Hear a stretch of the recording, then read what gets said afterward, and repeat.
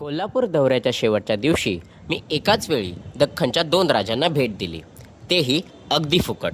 हे कसे शक्य झाले, चला पाहू. मी आहे लोकेश उदय गोरीवले आणि मी लिफ्ट मागत संपूर्ण कोल्हापूर फिरण्याच्या मोहिमेवर आहे. आज कोल्हापूरची महानगरपालिका बघून मी लिफ्ट मागत रवाना झालो, ते म्हणजे पन्हाळ्याच्या दिशेने. मित्रांनो, पन्हाळा हा फार मोठा व भव्य आहे.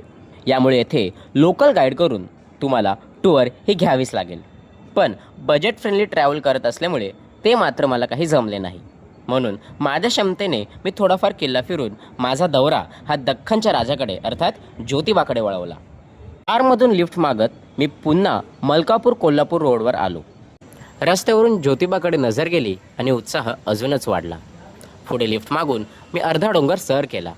पुढे लिफ्ट मिळत नसल्यामुळे चालत प्रवासाला मी सुरुवात केली. तेवढ्यात एक गाडी थांबली.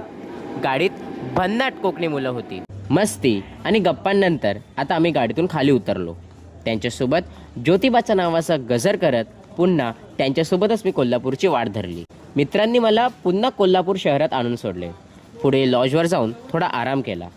रात्रीच्या जेवणासाठी मी माता महालक्ष्मींच्या अन्नछत्रात गेलो आणि अखेर हा दौरा संपवला. पण या आठवणी आणि हे अनुभव कायम लक्षात राहतील असे होते.